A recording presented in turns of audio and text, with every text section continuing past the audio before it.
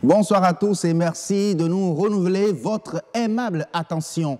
Et nous sommes au tout premier grand rendez-vous de la semaine et nous avons invité pour vous un maçon, c'est-à-dire ceux qui construisent bien évidemment, un météorologue et un jeune entrepreneur dans le domaine de la finance digitale. Bienvenue à tous avec la météo.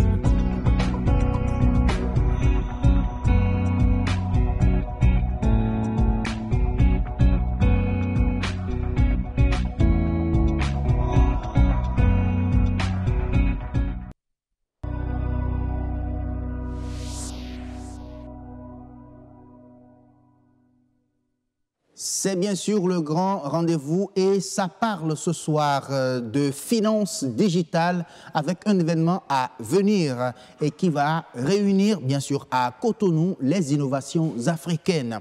Le FinTech Forum prend siège bien évidemment sur ce grand rendez-vous. Ce sera avec l'ESPER. C'est l'une des plus grandes compétences demandées dans les travaux de construction, la maçonnerie. Les maçons sont bien organisés au Bénin et nous font découvrir tout simplement leur métier ce soir. C'est sûr, autant savoir. De grandes et fortes pluies sont annoncées pour cette saison au Bénin. Des annonces qui inquiètent bien évidemment les agriculteurs. Tenez-vous bien, des précautions sont prises en la matière.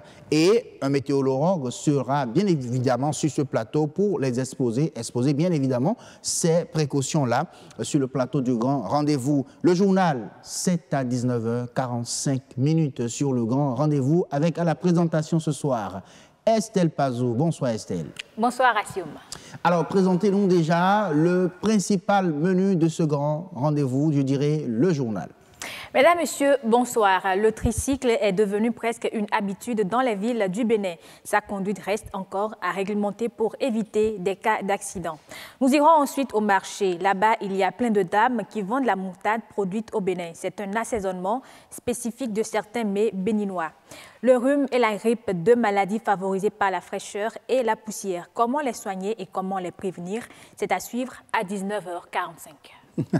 Ah, j'ai vu ce sujet-là qui m'intéresse beaucoup. En tout cas, on va y revenir tout à l'heure. Vous avez parlé des clobotos, non? C'est ça, hein? Vous avez montré ça tout à l'heure. J'ai parlé des tricycles, Assioum. Les tricycles. Oui. J'aime bien sûr l'appellation cloboto au Bénin. C'est comme ça on les appelle ici, les clobotos. On parlera de ça tout à l'heure. C'est à 19h45 avec vous, les détails, hein, bien sûr, du journal. Merci beaucoup, Estelle Pazou. Tout à l'heure, allez, on va rejoindre bien sûr les environnementalistes, c'est nature et bien-être sur le grand rendez-vous.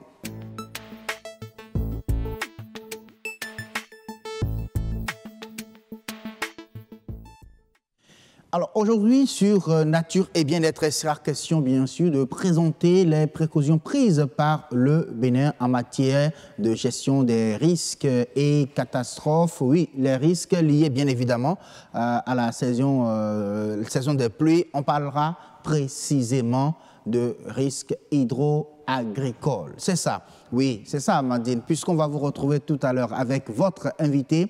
Nous allons suivre, avant, bien sûr, votre arrivée sur ce plateau, ce reportage qui porte, bien sûr, sur les risques hydroclimatiques. De plus en plus, nos pays sont marqués par ce que l'on appelle généralement les changements climatiques. Il y aura des années où nous aurons beaucoup de précipitations, il y aura des années où les précipitations vont faire défaut, il y aura des années où on aura des tendances à la normale. Et l'année 2018 s'annonce justement pleine de précipitations. Hydrologues, météorologues et agrométéorologues de la sous-région se sont réunis à Lomé en mars dernier. Les prévisions saisonnières pour les pays du golfe de Guinée ne sont guère luisantes. Au Bénin, la grande saison des pluies pourrait être au-delà de la normale. Nous nous référons à une normale donnée. Par exemple, la normale en vigueur est 81-2010. Et par rapport à cette normale, nous essayons de voir quelle sera donc la tendance pour l'année en cours. Au sud du Bénin, pour les saisons mars, avril, mai, juin, il est attendu donc un cumul supérieure à celle de la normale. On peut dire que la situation serait peut-être une situation qui se réfère à ce qu'on a enregistré en 2012. C'est des tendances qui peuvent se confirmer comme ça peut s'infirmer. Tout dépendra de ce que les vécus vont donner au moment de la saison des pluies. Les séquences sèches connaîtront également un changement. Elles démarreront plus tôt dans certaines zones du pays. En début de saison, il est donc attendu des séquences sèches plus longues à la moyenne. Donc, dans la majeure partie donc, des localités de la zone bimodale, à l'exception donc de certaines localités qui se retrouvent donc dans la zone qui part de Boyikon à Bomé et qui tend vers donc la partie est du pays, Porte-Novo, Sakété. Donc sur cette diagonale, vous attendrez à des séquences sèches plus courtes en début de saison. Une modification des précipitations qui n'est pas sans dommage sur l'agriculture béninoise essentiellement pluviale. Les agriculteurs doivent donc s'y prendre autrement. Il est recommandé de limiter l'usage des variétés exigeant beaucoup d'eau. Donc il est recommandé réellement d'utiliser des variétés à cycle court et résistantes à la sécheresse. L'économie béninoise étant basée sur l'agriculture, adapter cette dernière à la variabilité et au changement climatique reste une option fondamentale. Merci à Rodrigue Baba-Gbeto pour ce reportage. Alors, il faut dire déjà que le sujet porte en tout cas un thème bien technique. J'y reviens, oui. Ça parle de risques agro-hydroclimatiques, n'est-ce pas? Monsieur, vous êtes un météorologue, je pense. Météorologue, oui. C'est ça, météorologue. Tout à fait. Et vous êtes chef service climatologie, météo à Météo Bénin. À Météo Bénin. Et merci beaucoup de nous rejoindre sur ce plateau, monsieur Pierre Dako. Merci beaucoup d'être là. Bonsoir, Amandine Aniamboso. Bonsoir à vous, Assum Gaba. Alors, le thème est bien particulier, je le disais, les risques agro-hydroclimatiques. Et des précautions sont prises au Bénin. Voilà, Assum Gaba, mais avant d'aller aux précautions, il faut déjà savoir ce qu'on met dans risque hydroclimatique et à quoi les populations doivent s'attendre. Monsieur Pierre Dako, qu'est-ce qu'on met dans risque agro-hydroclimatique? Merci, Madame Amandine Aniamboso. Et il faudra dire que quand on parle de risque agro-hydroclimatique, on peut percevoir cela comme des menaces sur le plan agricole, ça qui est agro, hydro, sur le plan des écoulements des bassins fluviaux, et sur le plan climatique, sur le plan donc, de la chute des précipitations, les cumuls saisonniers que nous allons avoir, c'est ça qui a trait donc à climatique. Donc c'est des risques, des menaces qu'on perçoit justement quant à la prochaine saison des pluies qui va démarrer et comment est-ce qu'elle va affecter donc la saison agricole, comment est-ce que les bassins pluviaux connaîtront des écoulements et également est-ce que nous aurons assez de pluie qui tombera. Et justement, à quoi doivent s'attendre alors les populations en matière de saison des pluies cette année? Oui, tout à l'heure, vous avez montré donc un élément. Une collègue parlait déjà un peu de ce qui est attendu au sud de notre pays, puisque effectivement nous étions à Lomé en mars dernier pour l'élaboration des prévisions saisonnières agro-hydroclimatiques du sud des pays du Golfe de Guinée. Parce que la plupart des pays du Golfe de Guinée, le sud a un régime bimodal, à savoir 2 saisons de pluie et 2 saisons sèches. Alors que le nord, en général, pour ces pays, connaissent un régime monomodal. Une grande saison de pluie et une grande saison sèche. Justement, par rapport donc à la grande saison des pluies, nous avions fait connaître en son temps que au regard des analyses, des éléments qui ont servi donc à analyser et à élaborer les prévisions, que nous allons connaître des cumuls de précipitations quasi-normaux à légèrement excédentaires. Qu'est-ce qu'on met dans quasi-normaux? Voilà, je vais expliquer cela. Quand on dit des cumuls pluviométriques quasi-normaux, en fait, les cumuls sont des quantités de précipitations dont on a fait la sommation. Donc, on a un total donc, de quantité de pluie tombée. Ça, c'est ça le cumul. On dit quasi-normal. À savoir, nous avons une valeur de référence. Voilà. Une valeur de référence que nous avons élaborée sur 30 ans. Donc, c'est une moyenne. Cette moyenne, elle sert de référence en la matière. Alors, si nous voulons savoir, est-ce qu'il y a eu vraiment assez de pluie, nous allons comparer la quantité de pluie tombée à cette valeur. Voilà. Est-ce qu'elle est inférieure? Nous allons dire que nous avons donc connu une saison déficitaire. Si cette valeur, le cumul qui a été donc obtenu, dépasse la valeur normale, alors elle est excédentaire. Donc on aura une quantité normale d'eau. Dans la plupart des localités du sud, nous aurons donc des cumuls saisonniers de précipitations quasi-normaux, mais dans d'autres localités, légèrement excédentaires. Ah, légèrement excédentaire. Tout à fait. Ah oui, c'est ça ce qui concerne c'est ça qui inquiète. Hein? Oui, c'est ça qui concerne donc le sud du pays. Le sud. Et au nord alors? Voilà, au nord maintenant, après le forum d'Abidjan que nous avons connu en mai dernier, au nord, il va se passer là-bas, même c'est presque le même schéma, mais le nord recevra plus de pluie que le sud. Que le sud cette année. Oui, cette année. Les cumuls pluviométriques que nous allons donc observer seront également quasi-normaux, mais à excédentaire, pas légèrement, à excédentaire. Ça veut dire que selon les régions, nous aurons donc beaucoup de précipitations qui tomberont.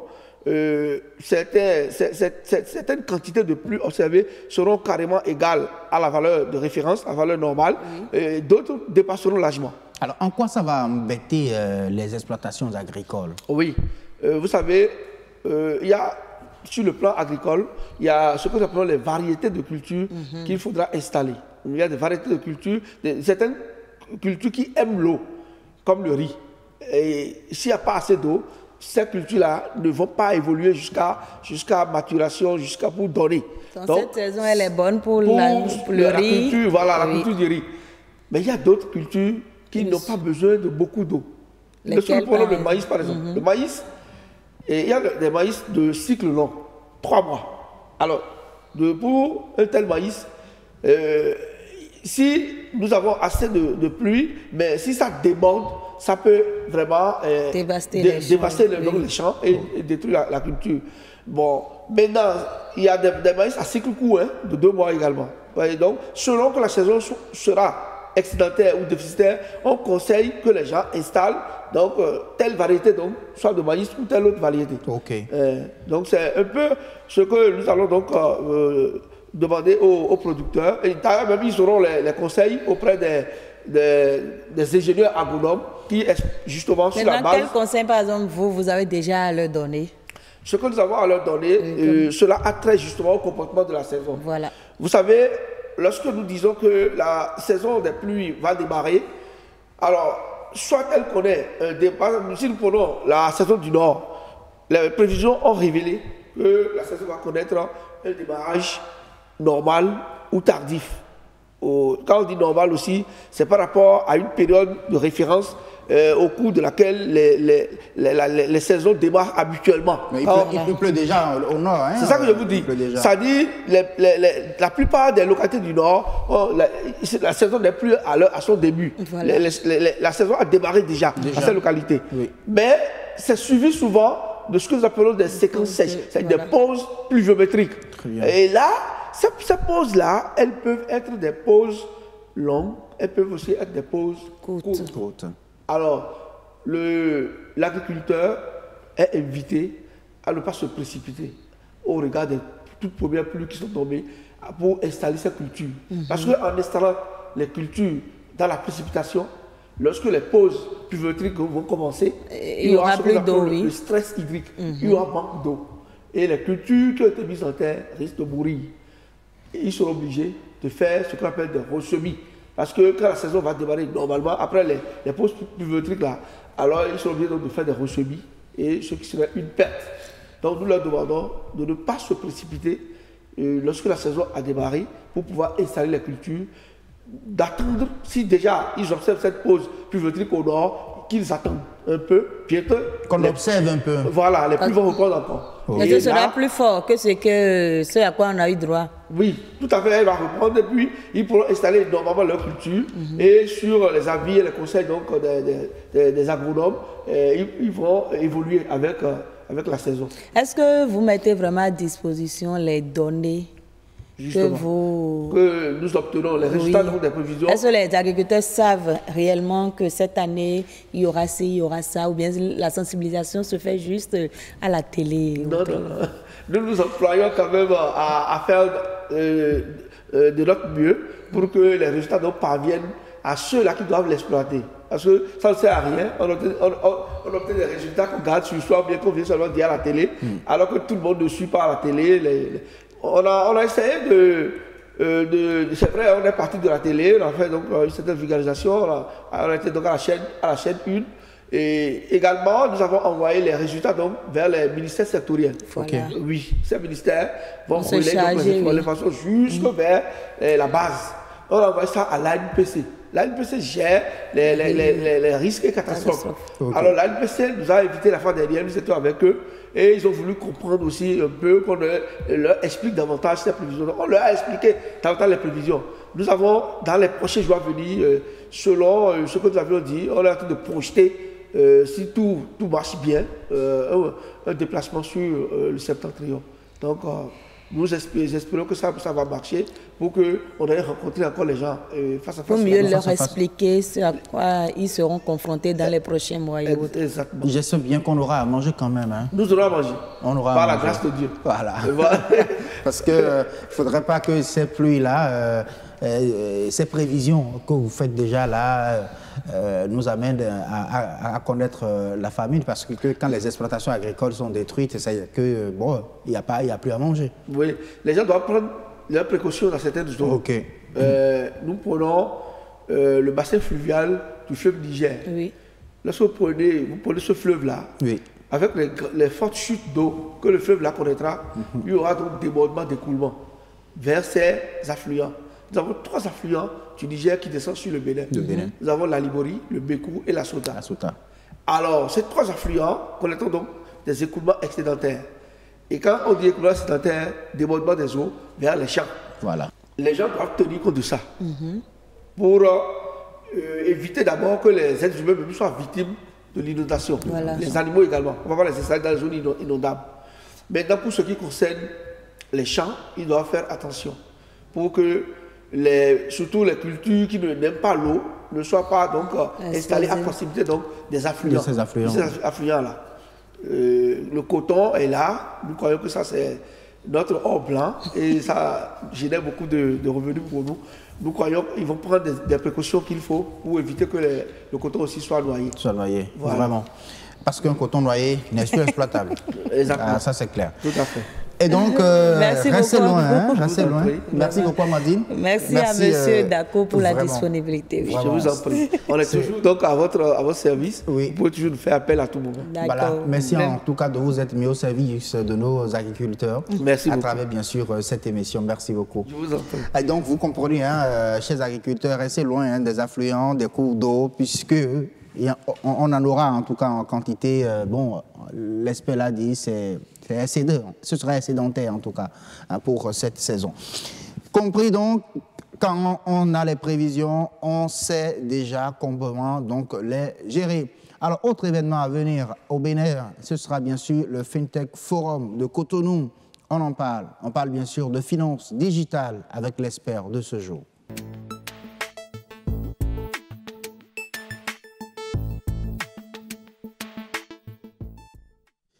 Nous parlons ce soir de finances digitales avec un événement à venir et qui certainement va réunir à Cotonou des innovations africaines en matière de finances digitales. La FinTech Forum prend ce soir sur le grand rendez-vous avec vous, M. Oscar Adoum. Bonsoir.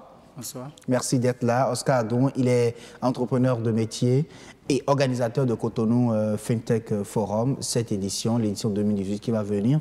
Quand déjà? Le 19 juillet 2018, à la Chambre de commerce et d'industrie du Bénin. Alors, quand on parle de finances digitales, c'est quoi en réalité? Merci beaucoup.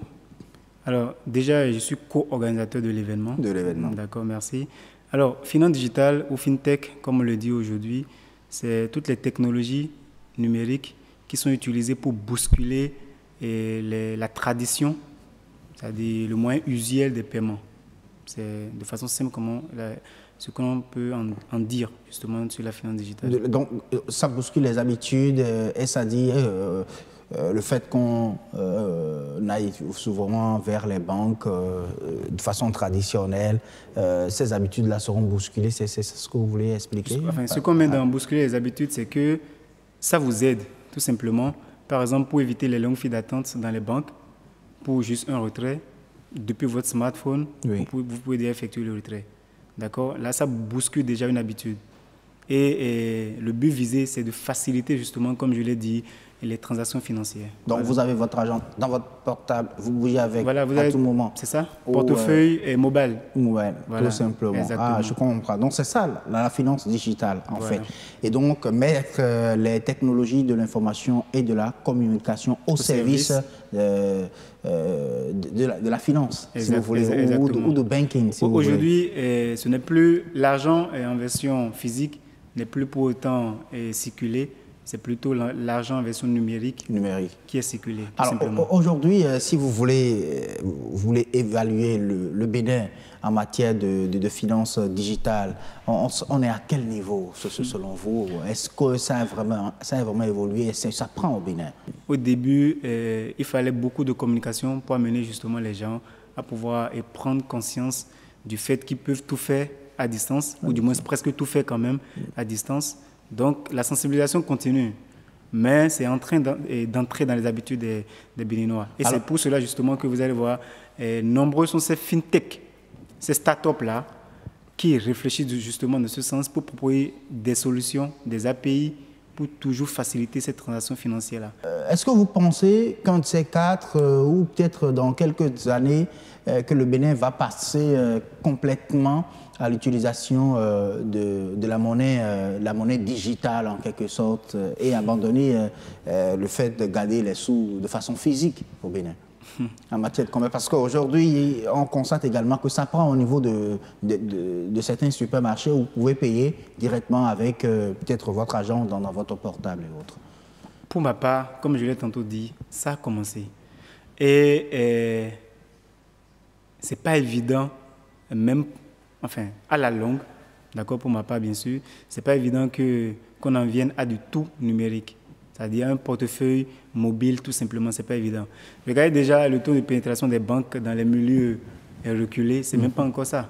D'accord? Quand on parle de digitalisation, c'est vrai que c'est souvent les villes, les milieux urbains qui sont visés, mais si vous laissez les campagnes, c'est pas du coup maintenant que les banques ou bien tous ces acteurs, toutes ces sociétés qui sont dans la finance digitale vont pénétrer ces endroits-là.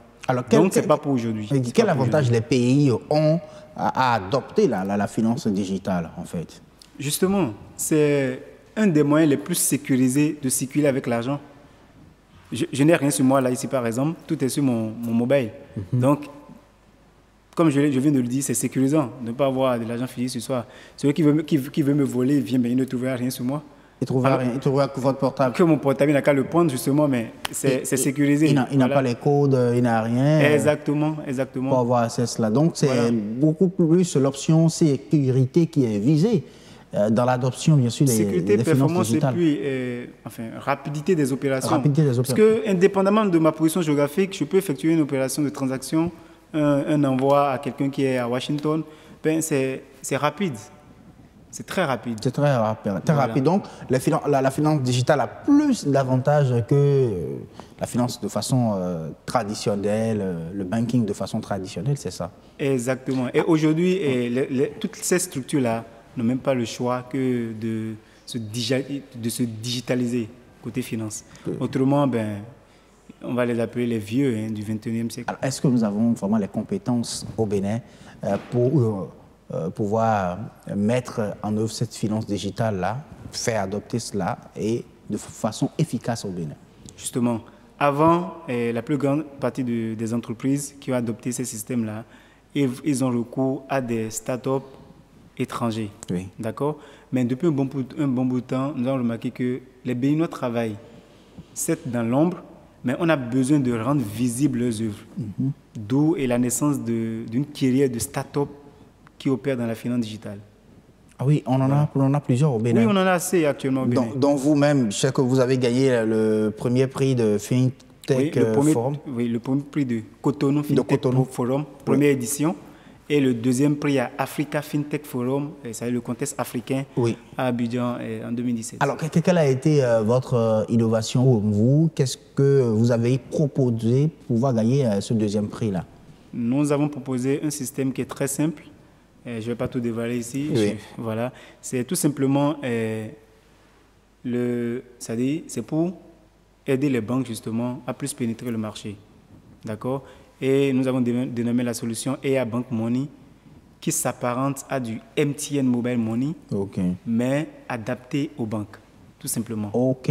Donc, les banques même vont se digitaliser, tout simplement. Bon, ils se sont déjà digitalisés, mais là, c'est encore c'est un service de plus qu'on leur offre pour pouvoir pénétrer le marché. Le marché, tout simplement. On va juste le dire comme ça. Voilà, parlons bien sûr de FinTech Forum.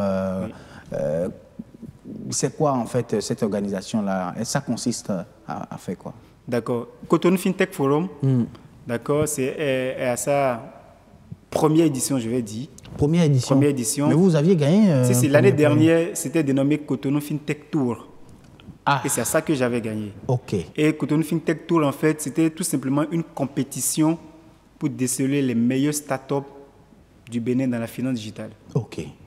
Mais cette année, nous avions représenté le Bénin à Abidjan en décembre et nous avons voulu cloner un peu l'événement qui s'est passé là-bas. D'accord? C'était un forum qui avait eu lieu sur 2 jours. D'où le concept cette année de Cotonou FinTech Forum. Okay. Donc, c'est l'étape béninoise en fait de Africa FinTech Forum, qui est un forum africain sur la finance digitale. Et ce n'est pas que Cotonou, c'est 10 pays africains qui sont concernés. Il y a le Niger, le Togo, le Mali, le Ghana, la Côte d'Ivoire, le Sénégal, la Guinée.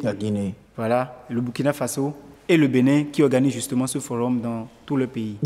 Donc, Cotonou commence le 19 juillet et c'est Togo qui va suivre et tous les autres après. Donc, l'objectif majeur, c'est l'ambition de Cotonou FinTech Forum, c'est de réunir autour d'un même creuset tous les acteurs de l'écosystème de la finance digitale, la blockchain, la crypto-monnaie, l'intelligence artificielle, big data, c'est pour ne parler que de ceux-là. D'accord? Donc, c'est une opportunité rêvée justement pour les banques, les assurances. Quand on parle de finance digitale surtout, c'est les réseaux GSM, les banques, les assurances, les structures de microfinance, les fournisseurs d'accès à Internet, pour ne citer que ceux-là. Donc, ce sont eux qui sont le plus concernés par la finance digitale? Le plus. Mais toutes les autres entreprises, par exemple, je suis une entreprise de prestation de services tout simplement et je veux digitaliser le système de paiement de mes employés. Donc, je migre tout simplement vers la digitalisation de ce que j'ai l'habitude de faire de façon traditionnelle. Oui. Voilà, donc toutes les entreprises sont concernées. Les hôtels, et tout. Parce que justement, c'est un forum national, c'est vrai, mais nous avons des hôtes internationaux qui viennent de la Côte d'Ivoire, du Togo, du Congo, et du Sénégal. Le Sénégal, ils vont venir aussi avec leurs innovations, c'est ça? Non, à proposer à... c'est des experts qui viennent partager leur expérience de la finance digitale avec les autres experts béninois. Voilà. Comment est-ce qu'il faut, tirer gain, opportunité de justement ces moyens de paiement qui existent. De paiement qui existent. Alors, et comment participer donc à ce forum-là? Voilà. Le forum, c'est des panels de discussion, d'accord? C'est des échanges B2B, c'est du speed dating. Et c'est aussi surtout un espace pour faire la promotion de ces startups qui sont dans l'ombre, qui travaillent, mais qui n'ont pas justement la chance de voir autour d'eux-mêmes creuser tous ces acteurs-là. Okay. Nous en avons fait les frais l'année dernière. C'est ça? Oui, justement, d'où l'idée. Donc, les startups, aujourd'hui, par exemple, c'est le lancement officiel de la compétition de la deuxième édition pour recruter les 3 meilleurs start-up béninoise dans la finance digitale. Le lancement commence aujourd'hui et ça dure 10 jours jusqu'au 14 juin. Il faut aller sur Internet, s'inscrire en ligne, remplir un formulaire en ligne et valider. Vous avez l'adresse déjà? Si. L'adresse, c'est le bit.bl, bit.bl/Bénin Startup Fintech. Startup Fintech. Voilà, donc ils vont là, ils ont toutes les informations nécessaires pour pouvoir candidater. Et du 14 jusqu'au 30 juin, il y a un jury d'experts qui est déjà mis en place, qui va évaluer les projets et juger de la pertinence des projets, de l'innovation. D'accord. Donc les trois meilleurs présélectionnés vont participer à une séance de coaching intensive pour pouvoir les préparer à la séance de pitch qui aura lieu lors du forum pour sélectionner le gagnant qui va représenter le Bénin en novembre prochain à Abidjan. Voilà, je parle rapidement des prix. Oui. D'accord, oui. Et pour les 3 premiers, déjà, on va leur permettre d'entrer dans un processus d'incubation ou dans un accélérateur d'entreprise en fonction justement de la maturité de leur projet. Ils auront aussi la chance de faire part de leur projet dans un magazine de la place. Et aussi et surtout, le premier, il bénéficie d'un accompagnement, c'est-à-dire voyage, transport, hébergement, restauration, Bénin, Abidjan, pour pouvoir aller défendre le pays devant un panel de jury qui va sélectionner le lauréat. Donc c'est une opportunité pour les startups déjà de rendre visible leur projet et aussi surtout de lever des fonds. De lever des fonds. Alors, vous avez gagné le premier prix aujourd'hui. Le premier prix au Bénin. Voilà, et le deuxième prix. Sur le plan africain. Oui. Qu'est-ce que cela vous apporte aujourd'hui? D'accord. D'avoir fait ce chemin, ce parcours. D'accord. Et le plus important, parce que, outre les prix, nous avions participé, et c'est aussi le cas cette année pour les 2 premiers, participer à un FinTech Lab organisé par... Un laboratoire. Voilà, organisé par une des structures les plus importantes, dont je ne vais pas citer le nom ici, en Afrique. Nous avons participé à ça à Abidjan. Aussi, nous avons pu rencontrer des investisseurs qui sont intéressés par notre projet. Par exemple, il y a une banque au Togo, dont je ne vais pas citer le nom non plus. Bien évidemment. Et une aussi en Côte d'Ivoire qui était intéressée par notre projet. Nous avons lancé les démarches. Là, juste là, nous attendons le retour. Mais en novembre prochain, nous sommes invités justement à Abidjan pour présenter notre projet devant la dite banque. Nous avons aussi commencé nous sommes aussi en pourparlers avec une banque au Bénin, justement par rapport à ce projet. Donc, c'est une opportunité dans tous les cas. Ce n'est pas que l'argent qui compte, c'est le networking qui est le plus important. Le networking, c'est-à-dire le réseau. Voilà. Vous allez vous retrouver peut-être dans un réseau de startups en matière de finances digitales. Voilà, réseau d'experts du domaine. Et les directeurs d'entreprise qu'on n'a pas l'habitude de rencontrer. Et du coup, vous les avez tous. Donc, c'est à vous maintenant d'en profiter. Alors, le Bénin a donc le devoir de passer totalement à la finance digitale. Ce serait bien pour notre système économique, je pense. Ce serait très bien. Mais ce serait un peu de l'utopie que de dire que nous allons aller à 100% finance digitale. À 100%. C'est pas évident. C'est pas évident de sitôt. Alors, est-ce qu'il y a déjà des pays qui sont passés à 100% fintech? Je ne saurais les citer. 100%, J'en doute fort. Parce que l'argent circule toujours. Voilà. Donc, ce n'est pas évident. Voilà. Donc, ce n'est pas évident, mais ce serait bien quand même qu'on intègre cela à notre système de banking, tout simplement, à un niveau optimum quand même. Exactement. Et le gouvernement de la rupture a pris la mesure des choses en digitalisant justement ces pratiques traditionnelles qui amenaient les employés à aller vers un seul service pour pouvoir utiliser l'argent. Maintenant, vous allez voir que c'est un peu décentralisé. Voilà, ça participe justement de cette révolution-là. Voilà. Merci beaucoup à vous, Oscar Adon, d'être venu sur ce plateau. C'est tellement un mot de nous avant de partir. Oui, justement. Donc, c'est l'opportunité rêvée pour tous les acteurs de cet écosystème-là, les banques, les assurances, les structures de microfinance, pour ne citer que ceux-là, de se rendre visibles. Ou pour les autres qui sont déjà visibles, d'accroître leur visibilité ou leur leadership sur le marché national et international.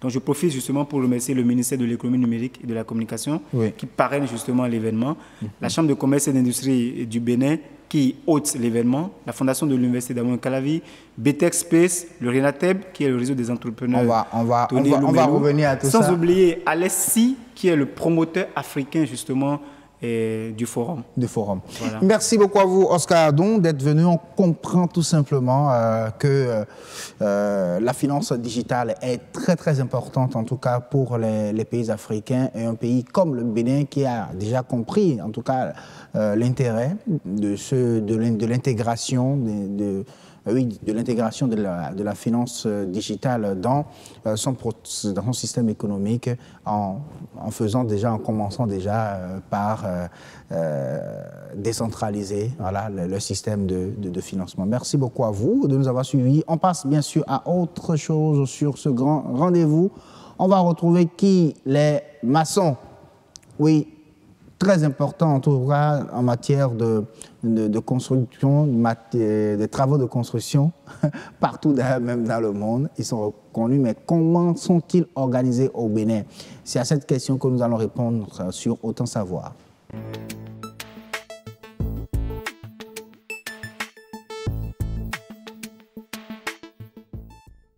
Oui, cette compétence, elle est très, très demandée en matière de travaux de construction. Il s'agit bien sûr de celle des maçons.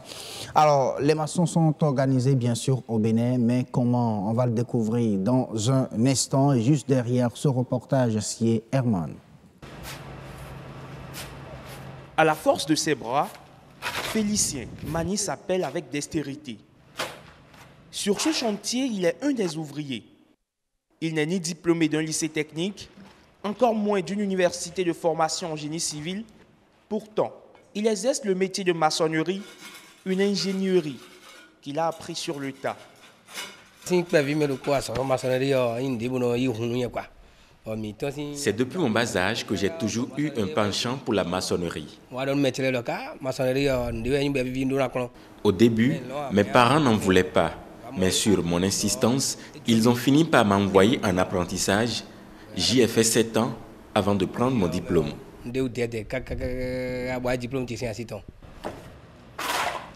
Félicien n'a qu'un seul objectif, le travail bien fait. Il se trouve bien souvent limité dans son champ d'action. La plupart du temps, il doit se conformer aux exigences d'un technicien ou ingénieur en génie civil pour des préalables inhérentes à toute construction, comme la conception du plan, l'étude du sol et bien d'autres données techniques. Ici, sur ce chantier, il y a eu des études de sol effectuées par un technicien. Et c'est lui qui nous dicte la conduite à tenir, le nombre de mètres de profondeur jusqu'où il faut creuser, et il est présent à chaque fois pour superviser. Parce que dans cette zone, le sol n'est pas très bon et certains bâtiments prennent un coup au fil du temps. Le jeune homme de 30 ans, lui, s'investit beaucoup plus dans le bâtiment. Il est très peu intéressé par les travaux publics comme la construction de routes confiées à des entreprises et pour lesquelles il pourrait se faire engager en tant qu'ouvrier. Je travaillais pour des entreprises en ce qui concerne les constructions de routes. Mais les retards dans le versement des émoluments ont fait que j'y ai finalement renoncé pour me consacrer aux particuliers. Ce qui est évident, il vit à l'abri du besoin. Des profils comme celui de Félicien, il y en a beaucoup. Bon nombre d'entre eux négligent tout de même les mesures de sécurité à prendre sur un chantier, le port du casque, par exemple. Merci à vous, Herman Amégan, pour ce reportage. On revient en plateau avec un maître maçon sur ce plateau. Bonsoir, monsieur Arolou. Oui, bonsoir, monsieur. Merci d'avoir accepté notre invitation. Vous avez laissé vos chantiers pour les téléspectateurs de BE24 et nous en sommes très, très honorés. Bonsoir, Agnat Bello. Assome Gaba, bonsoir, mesdames et messieurs, bonsoir chez vous. On va construire notre maison ce soir. On construit notre maison dans Autant Savoir. Nous recevons bien sûr un maître maçon. C'est pour pouvoir parler un peu du métier. Mais mesdames et messieurs, une petite anecdote à partager avec vous. Ça n'a pas été facile d'en trouver un avec un profil aussi intéressant que monsieur Michel Arolou. Donc bonsoir et merci d'être des nôtres sur ce plateau. Merci beaucoup, je vous remercie. Alors déjà, quand on parle du profil, votre profil à vous est tellement intéressant parce que vous ne vous êtes pas seulement fait former sur le tas. Comment êtes-vous devenu maçon? Oui, à vrai dire, ça n'a pas été facile. J'ai commencé la maçonnerie très tôt, dès le bas âge. À l'âge de 13 ans, j'ai déjà commencé la maçonnerie. Donc, c'était en 1997 que j'ai commencé. J'ai fait 6 ans dans l'apprentissage. C'est ce qui revient à 2003. J'ai pris mon diplôme. Ok, d'accord. Alors, donc, depuis 2003, vous exercez en tant que professionnel, en tant que maître maçon. Oui. Alors, le premier chantier que vous avez eu, est-ce que vous avez eu des difficultés? La formation telle que vous l'avez eue sur le test, qu'elle vous a permis de pouvoir réellement appréhender ce que veut ce métier? Bon, pour dire, c'est... quand tu es chez ton patron, quand tu demeures chez ton patron, il n'y a pas toujours, comment dirais-je, c'est que tu ne peux pas connaître tout ce qui est dans le métier chez ton patron. C'est dès que tu es à ton propre compte? Là maintenant, tu vas commencer par obtenir les services chez tes collègues, et chez tes grands, c'est des choses là-bas. Tes devanciers. Comment on arrive à comprendre cela chez le patron? On n'arrive pas à tout savoir. Et il ne vous montre pas tout ou comment? Non, le patron ne peut pas tout te montrer. Ah bon? Oui. Sinon, tu vas devenir plus fort que lui. Et il faut qu'il soit toujours le plus fort. Oui. D'accord. Alors, est-ce que par rapport aux autres métiers, on dit souvent que beaucoup ne veulent plus apprendre le métier. Est-ce que dans le domaine, vous avez aussi ce souci? Est-ce que vous avez beaucoup d'apprentis? Est-ce que vous avez des ouvriers véritablement? Oui, j'ai des apprentis. J'avais déjà même libéré 2. Okay. Oui, et il reste 3 là, présentement. D'autres sont venus, mais compte tenu de la difficulté du travail, ils sont retournés. Alors, est-ce que les gens aiment aujourd'hui apprendre le métier de maçon? Non, il n'y a plus beaucoup. Ah bon? Non, parce que c'est très dur. C'est dur. C'est dur. Parlez-nous alors de ces difficultés. C'est dur de manier la truelle, de fabriquer des briques, de les transporter. Qu'est-ce qui est dur dans le métier? Ça nécessite de la force. Beaucoup de force. Oui. D'où vos muscles. Je ne sais pas si mon réalisateur peut zoomer sur vos muscles. C'est ça qui vous intéresse. Non, mais justement, à force de soulever des briques, oui. on a des muscles, n'est-ce pas? Oui. Et il te faut aussi un peu de technique. Et puis, si tu n'es pas endurant, tu ne peux pas apprendre. Si tu n'es pas il faut être persévérant. Persévérant. Oui. Alors, est-ce que vous avez eu à suivre d'autres formations à l'extérieur du pays, par exemple, ou dans des pays de la sous-région, pour pouvoir toujours améliorer votre technique? Parce qu'aujourd'hui, la maçonnerie, ce n'est pas comme ça se faisait avant. Ça a beaucoup évolué, parce qu'on vous demande beaucoup plus d'aptitude maintenant sur un chantier.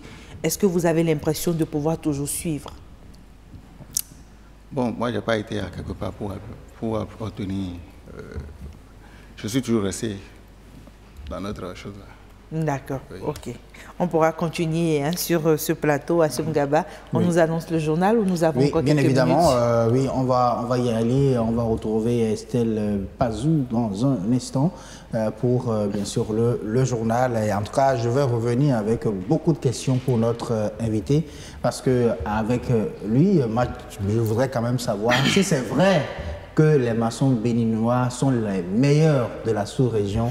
On aura le temps de le savoir. Il paraît que vous êtes les meilleurs. Hein, et que vous voyagez beaucoup. Et que vous voyagez beaucoup aussi. On va en parler dans un instant. Pour le moment, c'est Estelle Pazou qui nous attend dans le studio, dans la rédaction de BB24 pour le journal. C'est avec vous, Estelle.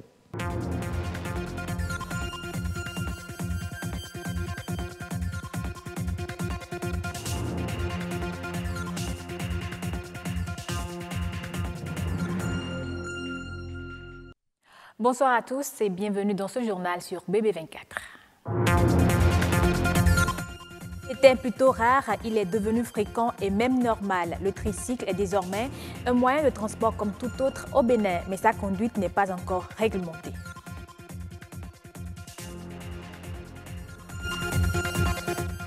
C'est un assaisonnement incontournable dans certaines régions du Bénin. La moutarde, produite à base de graines de néré, est vendue dans presque tous les marchés par les bonnes dames qui détiennent les secrets de sa conservation.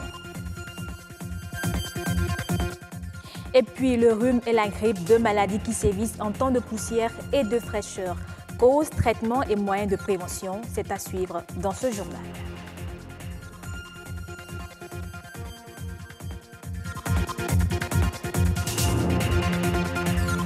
C'est un véhicule à 3 roues connu sous l'appellation de tricycle.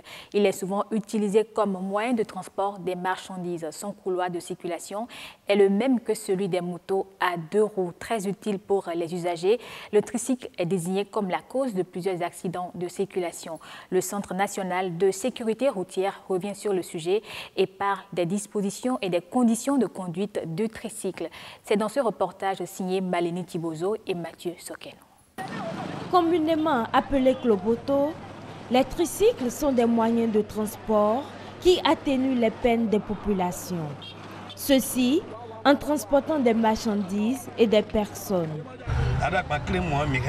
Si tu as des marchandises à transporter, on peut les prendre. On remorque aussi des personnes. Et quand on parle de tricycle, il y a 2 formes. Il y a tricycle pour transport de passagers et tricycle pour transport de marchandises. Très courant comme moyen de transport aujourd'hui dans les rues de Cotonou.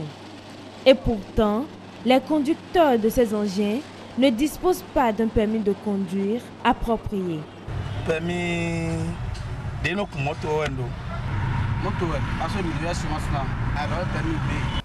quand on prend les tricycles comme par exemple tricycle pour transport de passagers et tricycle pour transport de marchandises, nous constatons que la capacité cylindrique de ces tricycles-là est entre 150 et 200. Ça veut dire quoi? Ça veut dire que si on veut leur donner le permis, s'ils veulent passer le permis pour pouvoir conduire ces tricycles-là, c'est le permis A2. Ça veut dire que leur couloir de circulation sur la route, c'est l'extrême droite, comme les 2 roues, comme les conducteurs à 2 roues. Donc nous les classons dans cette catégorie-là par rapport au permis que je viens de citer. On observe à Cotonou que c'est le cas, ils ne sont pas détenteurs de permis de conduire, c'est les mêmes conducteurs de 2 roues qui se retrouvent être conducteurs de 3 roues. Un fait qui met à mal la sécurité routière. Le CNSR organise de temps en temps des séances de sensibilisation à l'endroit de ces usagers-là, de ces conducteurs-là, dans les gares routières, les tricycles dont nous parlons pour transport de personnes, de passagers, on les retrouve à Topa, au niveau du pont là. Ils ont un bureau, ils ont leur pack.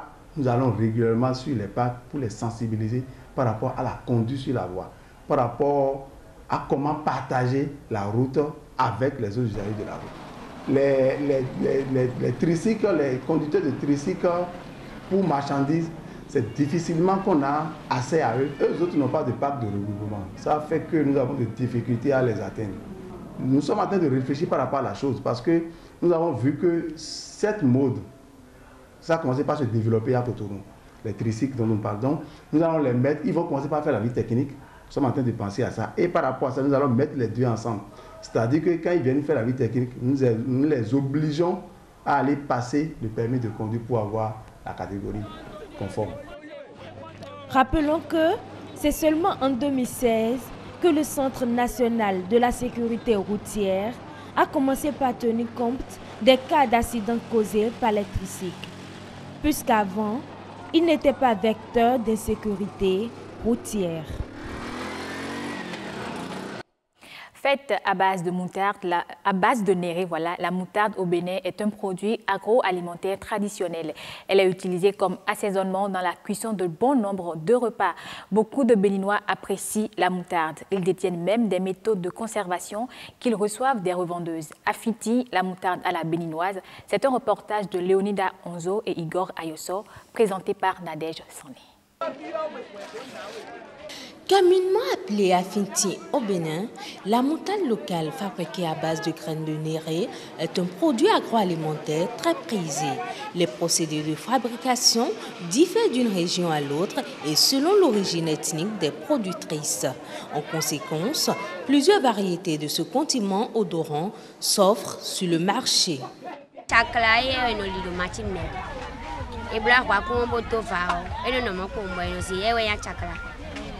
Le prix de vente de cet aliment dépend de la mesure. Il peut être vendu en détail comme en gros.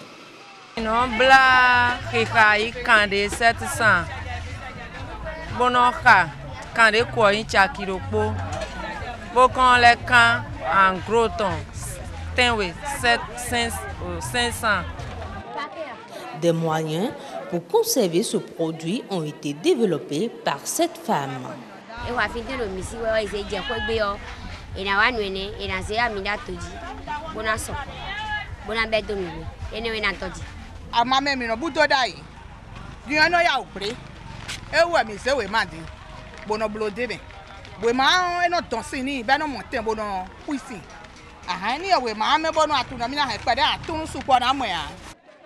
Ce condiment, produit à base de graines de néré fermentées, est fréquemment consommé par la population béninoise. Il constitue l'un des ingrédients de sauce qui accompagnent quelques aliments de base.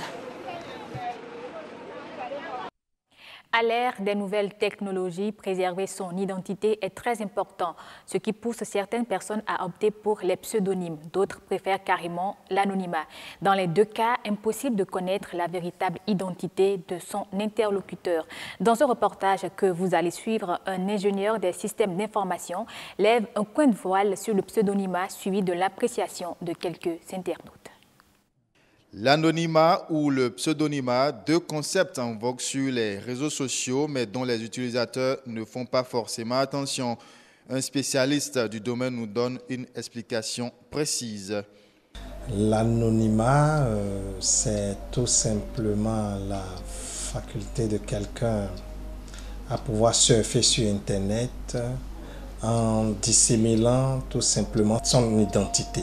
Le pseudonymat est tout simplement la faculté de l'individu qui est derrière un outil de navigation ou un outil de communication et qui ici prend une autre identité, donc se cache sous une autre identité, prend un faux nom ou se déclare à une autre position que celle où il est véritablement.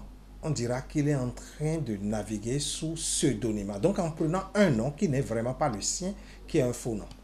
Quelques Cotonois livrent leurs impressions sur cet outil de communication. L'anonymat et le pseudonymat sur les réseaux sociaux, ça ne me dit rien. Surtout quand je reçois des messages sous anonymat ou sous pseudonymat, je n'y prête pas du tout attention. Tout simplement parce qu'en ces temps-ci, vous savez que nous sommes connectés à base de nos contacts, numéros téléphoniques. Et donc les anonymats, les pseudonymats, c'est des choses qui se font à visage voilé. Et tout ce qui se fait sous visage voilé, moi je dis qu'il n'y a pas de sérieux dedans. C'est pour ça que quand je vois des messages sous anonymat ou sous pseudonymat, je zappe là-dessus. simplement. La conception qu'on a de la vérité est différente. Il y a certains qui se disent, il y a certaines vérités qui ne sont pas faciles à dire directement à une personne. Donc pour ça, je préfère me mettre sous anonymat et le dire. Ou bien vraiment, je veux dénoncer quelque chose. Et je sais que ça, si je le dénonce et qu'on sait que c'est moi qui l'ai dénoncé, on pourrait attenter à ma vie. Si par exemple, je veux dire des choses pas bien par les réseaux sociaux, je me sers d'anonymat, je me sers de pseudonymat. En tout cas, je suis artiste. J'ai eu tellement de surnoms, de sobriquets, qu'on l'a fait pour nos rêves. On a fait pour magnifier quelque chose. Mais là maintenant, que n'importe quel voyou, n'importe quel escroc, n'importe quel faux politicien, des manipulateurs, qui se servent de tout cela pour intoxiquer. Vous comprenez ce que je veux dire? Moi, je serais président aujourd'hui que je me sacrifierais pour être un dictateur éclairé. On supprime tout cela et on refait notre société. Et on parle à présent santé. Le rhume est une maladie contagieuse causée par une infection de la gorge. Il frappe principalement pendant la saison froide. Il se manifeste souvent par un écoulement nasal ou des éternuements ou même la toux. Considéré comme un mal banal, il peut être la cause d'un décès. Reportage Peggy Baguidi, Anthony Alaka. Liquide limpide, de plus en plus épais et purulent, tels se présentent les signes de cette maladie des voies respiratoires supérieures et en particulier de la muqueuse nasale, communément appelée rhume ou grippe. Elle se manifeste sous plusieurs formes. On a le nez qui gratte beaucoup, qui gratte énormément, les yeux qui lamoient, le nez bouché, parfois on ne sent pas bien les odeurs. Ça peut arriver aussi chez certaines personnes, parfois on aura mal à la gorge, on a une sécheresse de la gorge. Et parfois aussi, ça peut arriver qu'on sente une mauvaise odeur. C'est ce qu'on appelle une cacosmie. Donc là, généralement, ça veut dire que la rhinite est bien infectée et collectée généralement au niveau des sinus. Certains facteurs peuvent directement ou indirectement favoriser le développement de cette pathologie, parmi lesquels l'harmattan. En temps d'harmattan, on sait qu'en temps de fraîcheur, il y a la multiplication des virus qui peuvent créer la grippe commune. On en voit beaucoup en Europe en temps d'hiver. Les mêmes choses apparaissent aussi chez nous en temps de fraîcheur. La grippe, en tout cas la maladie virale qu'on appelle la grippe, se transmet essentiellement par voie aérienne. Donc plus il y a de poussière, plus les virus peuvent être portés les uns vers les autres. Vous comprenez? Pour éviter de contracter la maladie, il est important de prendre des précautions, surtout en période de fraîcheur. Pour protéger, il faut prendre un habit, des vestes, tout, comme à tout temps. Donc c'est ça là, ça va être un peu mieux. Je me protège bien et le matin je me lave d'abord, parce qu'il faut aller à la douche, se laver et après porter quelque chose. Le rhume est une infection très contagieuse et transmissible. Il existe plusieurs modes de contamination. La grippe, la contamination est directe. Quelqu'un qui éternue à côté de vous, sans se protéger, il va vous filer son virus. Quelqu'un qui s'est mouché, il ne s'est pas lavé les mains, il vous salue. Et puis quelque temps, vous mettez la main au nez ou bien au visage, vous allez vous filer un virus de la grippe. Ce sont des infections fréquentes et banales, certes, mais selon les statistiques de l'Organisation mondiale de la santé, OMS, environ 50 000 personnes en meurent chaque année dans le monde. C'est la fin de ce journal. Merci de l'avoir suivi et passez de bons moments sur BB24, la chaîne du développement. Allez, merci donc à vous, Estelle Pazouzou, pour ce journal. On revient en plateau avec M. Arolou. Bien évidemment, vous avez un client potentiel, une cliente, j'allais dire, qui vous attend là-bas. Il s'agit bien sûr de Estelle Pazouzou. C'est elle qui vient donc de nous présenter le journal. Et donc, on parlait des maçons et vous nous disiez que les maçons sont bien organisés également au Bénin et que le patron ne peut pas donc tout vous apprendre à l'apprentissage. Il y a quand même des collègues qui peuvent également vous aider à parfaire un peu votre connaissance. Oui, je peux donner un exemple rapidement. Oui, bien sûr. Vous voyez la forme de votre table. Oui. Le patron peut te dire tout simplement qu'il y a 6 côtés. faire quelque chose du genre de 6 côtés. Maintenant, comment connaître, comment on va faire pour que ça soit centré là? Lui ne peut pas te montrer ça. Ah bon? Non. C'est pas qu'il y a déjà eu des circonstances. Il te dit voilà le truc que tu vas faire. Il te trace ça seulement. Maintenant, c'est avec ton idée que tu vas le faire. Si tu fais mal, il va te taper encore. Ah bon? Lui, il ne va jamais te dire voilà, c'est comme ça que ça se fait. Il ne va jamais te tenir par la main pour pouvoir te montrer. Non. Et vous aussi, c'est comme ça, vous gérez aussi vos... Il faut avoir de l'amour pour le métier d'abord. D'accord. Si vous avez de l'amour pour le métier, donc, tout ce qu'on fait devant vous, vous allez vite le saisir.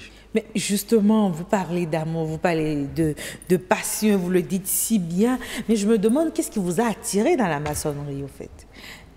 Parce que vous le dites vous-même, c'est dur. Vous avez dû les voir suer et tout sur le chantier. Qu'est-ce qui vous a motivé à aller vers ce métier? Bon, moi, pour ne pas mentir, d'abord, j'aime le travail de force. Ok. Voilà ce qui m'a nécessité à rentrer dans la maçonnerie. Dans la maçonnerie. Oui. Mais les maçons qui s'expriment comme vous, c'est pas fréquent.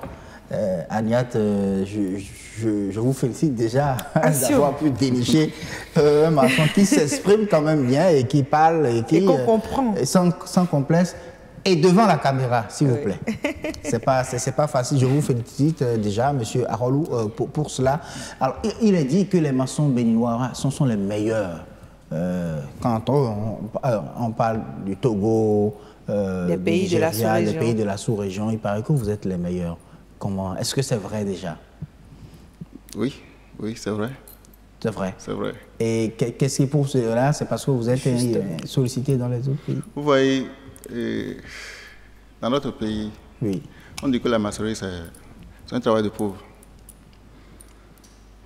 Et un père, s'il n'a pas de l'argent, il lance son enfant dans la maçonnerie. Et il y a pas mal de pauvres chez nous au Bénin. Oui. Donc, les maçons sont un peu nombreux. Il y a beaucoup de maçons. Il y a beaucoup de maçons. Mais j'aimerais quand même qu'on puisse revenir sur ça. Souvent, on pense que les maçons sont pauvres. Mais la plupart des maçons que moi je connais, ils ne le sont pas. Ils construisent chez eux, ils vivent chez eux, ils ont des véhicules, leurs enfants vont dans des écoles privées. Donc, est-ce qu'aujourd'hui, on peut toujours dire que les maçons béninois sont pauvres? Ils ne le sont pas vraiment. Non. Aujourd'hui, bon, grâce à Dieu, ça s'améliore un peu. D'accord. Oui, ça s'améliore. Ça s'améliore. Oui. Alors donc, je parlais donc de la compétence, de la performance des maçons béninois comparativement aux maçons des autres pays qui nous entourent. Bon, je peux dire que nous sommes endurants. Parce que si tu n'es pas endurant, quand tu fais 1 an, 2 ans, mais 3 ans dans l'apprentissage, tu ne peux pas rapidement saisir les choses nécessaires qu'il faut pour pouvoir bien travailler. Bien travailler. Bon, ici au Bénin, je vois que si quelqu'un veut apprendre la maçonnerie, il le fait. C'est vrai, il y a des trucs là parmi nous, mais pas beaucoup. Oui, pas beaucoup. D'accord. Alors aujourd'hui, est-ce que ce métier, vous le conseillerez à d'autres personnes? Est-ce que vous conseillerez d'autres jeunes à vous emboîter le pas, à venir dans ce métier? Oui, pourquoi pas. Moi, j'ai appris. Et ça n'a pas été facile. Il suffit juste d'avoir de l'amour pour cela. Pour son travail. Oui, alors, est-ce qu'entre maçons, est-ce que vous vous connaissez au Bénin? Est-ce qu'il y a une association des maçons? Ça, par contre, je veux bien la réponse, parce que je n'ai pas pu avoir cette information. À vrai dire, il n'y en a pas. Il n'y en a pas. Parce que là où nous avons des difficultés, nous n'avons pas d'association. Pourquoi je dis ça? Parce que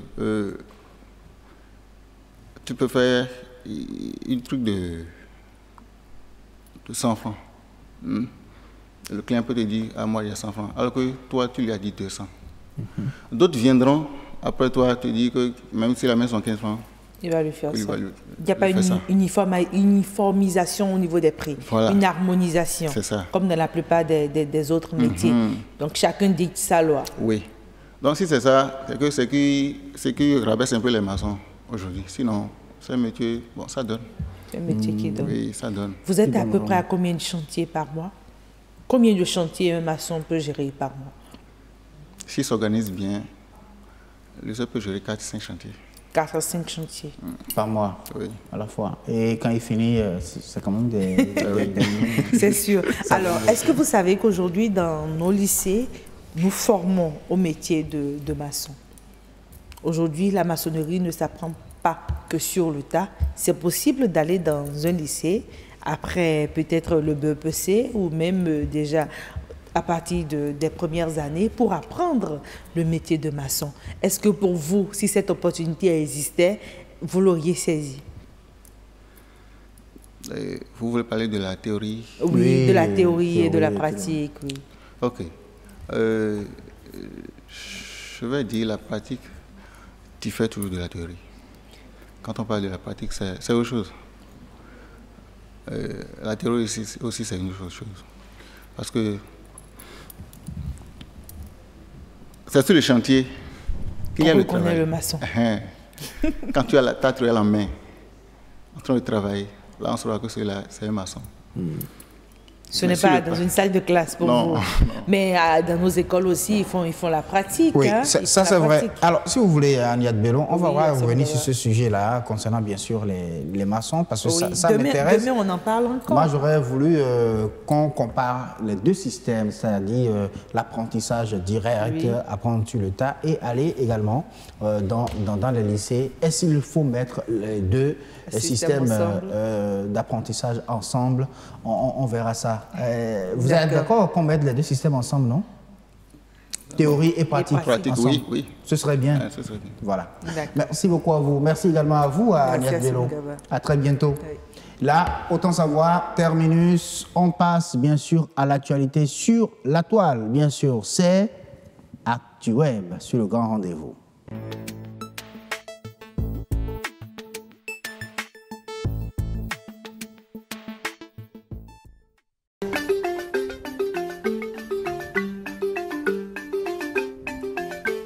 Le trophée de la Coupe du monde de football 2018, enfin en Russie. Selon le site Euronews, il est arrivé dimanche à Moscou à 11 jours du coup d'envoi du mondial et après un périple à travers plus de 50 pays et un tour de Russie ces derniers mois. Aujourd'hui, Moscou est devenue la capitale du football mondial et nous accueillons comme amis de longue date le trophée de la Coupe du monde, a expliqué le maire de Moscou cité par l'agence russe TASS. Selon le site 7 sur 7, le trophée est passé par 24 villes en Russie et dans plus de 50 pays depuis le 9 septembre dernier. La Coupe du monde sera remise au capitaine de l'équipe victorieuse le 15 juillet à l'issue de la finale. LCI.fr publie qu'en Irak, une Française est condamnée à la prison à perpétuité pour terrorisme. Mélina Bougedir, âgée de 27 ans et mère de 4 enfants, très choquée par le verdict, dit ne pas comprendre cette peine et réaffirme son innocence. Mon mari m'a dupé et ensuite il a menacé de partir avec les enfants, a-t-elle encore plaidé. Mais selon le président du tribunal irakien, les preuves rassemblées sont suffisantes pour condamner la criminelle à la prison à perpétuité. Selon la même source, l'audience n'aura duré qu'une cinquantaine de minutes. LCI notifie néanmoins que la djihadiste Mélina Bougedir avait été déclarée libérale à l'issue d'un premier procès en février sous l'accusation d'entrée illégale en Irak. Ce dimanche, elle a été reconnue coupable à l'issue d'un autre procès au titre de la loi antiterroriste qui prévoit une période de sûreté de 20 ans. Ses avocats, 3 Français et 1 Irakien, ont décidé de faire appel. Une éruption meurtrière à Guatemala fait au moins 25 morts. Selon Paris Match, le volcan de Fuego est entré en éruption et a projeté lave et cendres sur un large périmètre dépassant 2200 mètres d'altitude. L'aéroport international a été temporairement fermé en raison de grandes quantités de cendres émises par le volcan.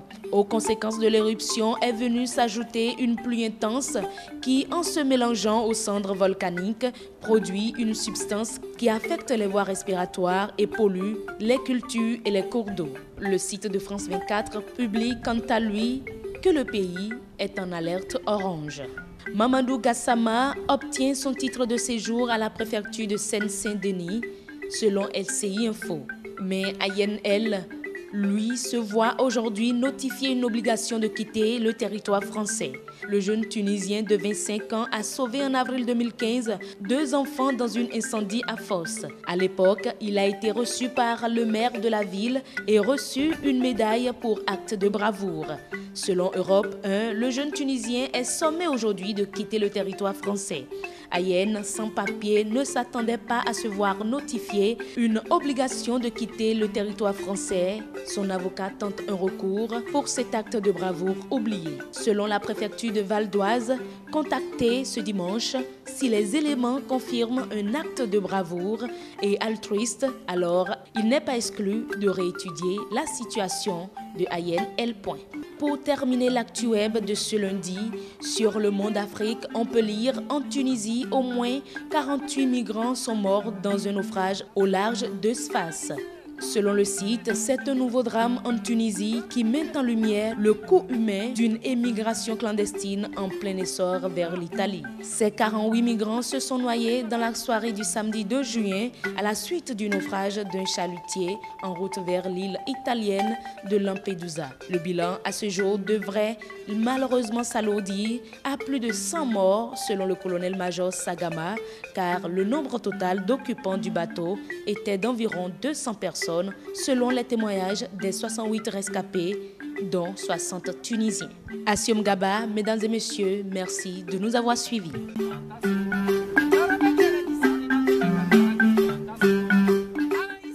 Allez, merci beaucoup à Heureuse Danodé pour la présentation de cette revue Actu Web, tout simplement. On va se retrouver certainement demain pour une autre édition. Finissons ce grand rendez-vous avec la météo.